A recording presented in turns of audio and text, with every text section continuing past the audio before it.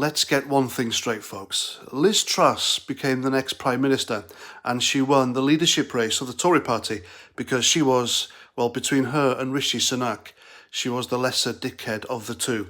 Let's not kid ourselves about why the Tories voted in the way that they did. They didn't go for policy, and they didn't go for anything honourable and redeeming qualities. They thought to themselves, no, Rishi Sunak, he's a dickhead, so I won't be voting for him. I don't want him to lead my party. I don't want him to be the next Prime Minister.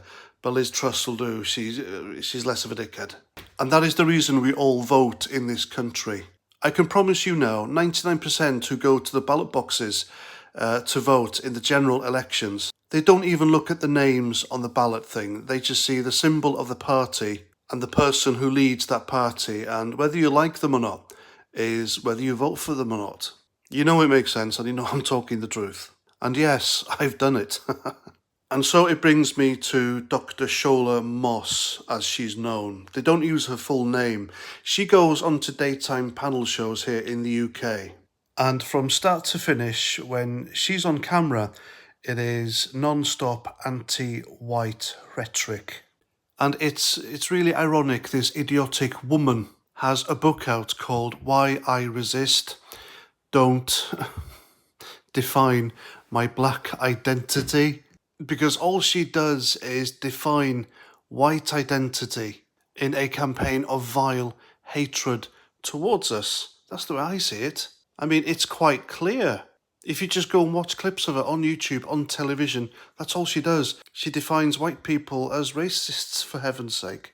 And she is a major, major race baiter. She is one of these people who want a divide between whites and blacks. And every time she's on screen, she is demonising white people, my demographic, simply because we are white. She comes up with the most outrageous theories and slurs, which, if that was a white person saying it, you know, their lives would be ruined by now. They wouldn't be on television ever, ever again. And I am convinced as well that she is a racist. You know, if the lefties can push that word around, why can't I? Because in this case, it is certainly warranted. Now, Dr. Shola Moss has tweeted this regarding Rishi Sunak losing the race to be Prime Minister and Tory leader. And she said, if Rishi Sunak is white, he would be Prime Minister, not Liz Truss. You know that's a load of bollocks. You see, the Tories are so racist, they made him Chancellor. He was Chancellor of the Exchequer. And the Conservatives also, during the leadership election, they put him top of the MP's ballot. They put him top, which means at the time they favoured him. And the Conservative Party are so racist that the next Chancellor of the Exchequer, Foreign Secretary and Home Secretary, the ones who put their names into the hat anyway, or the ones Liz Truss favours, they're all minorities. And I remember a certain Kemi Badenoch being on the ballot as well. And she was my personal favourite choice to be the next Prime Minister because she showed more true conservatism than the rest combined, in my opinion. And guess what? She's black. Yes, they had a black candidate on the ballot to be the next Tory leader and British Prime Minister. That's how racist the Conservative Party is.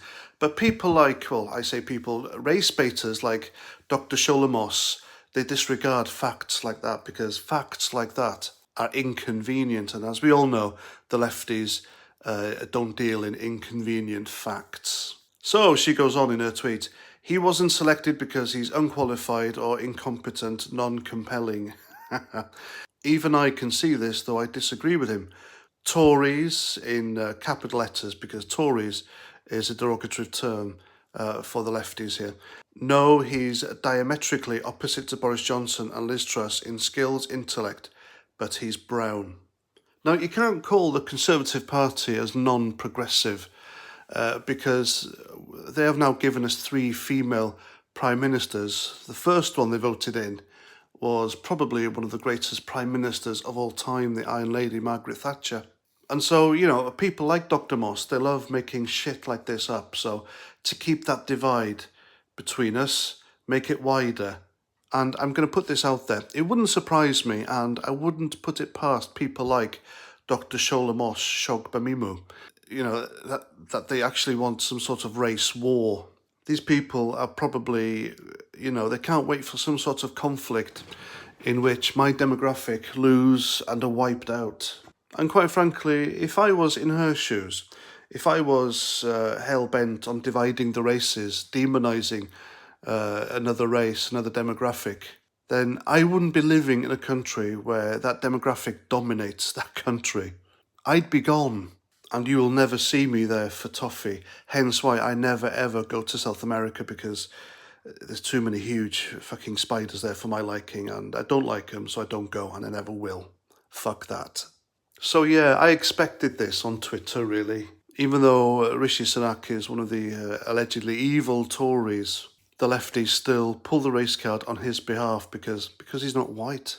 They have to instantly feel sorry for him and offended on his behalf because he has brown skin, therefore he is automatically a victim and he has been victimised. An opportunity to be Prime Minister robbed from him because of alleged racism.